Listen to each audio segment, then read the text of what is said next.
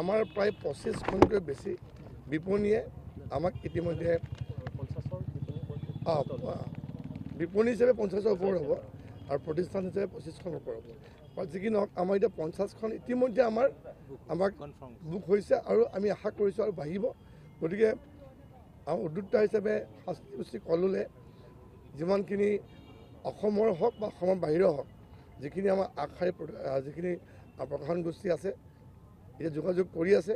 আশা কৰোঁ আমাৰ কেইবাখন ডাঙৰ যি আমাৰ গ্ৰন্থ বিপণী অংশগ্ৰহণ কৰিব আৰু কলিকতাৰো ইতিমধ্যে কলিকতা দিল্লীৰ পৰাও আমি আশা কৰিছোঁ। কলিকতা ইতিমধ্যে আমাৰ যোগাযোগ চলিছে।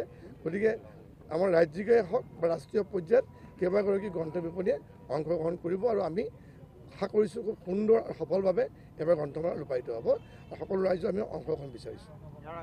এতিয়ালৈকে আমি অসমৰ ভিতৰতে যিখিনি আমাৰ বিশিষ্ট সাহিত্যিক কবি আছে আমি নিমন্ত্ৰণ কৰিছোঁ।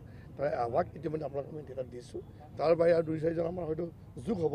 গতিকে এইবাৰ আমি ৰাষ্ট্ৰীয় পৰ্যায়ত বা অসমৰ বাহিৰত নিমন্ত্ৰণ কৰাৰ আমি ব্যৱস্থা কৰা নাই। সাংস্কৃতিক গোষ্ঠীৰ কললৰ এইটো পৰম্পৰা আজিৰ পৰা নহয় যে স্কুলীয়া বা কলেজৰ ইউনিফৰ্মত যোন আহিব তেওঁলোকৰ কাৰণে সদায় বিনামূলীয়া।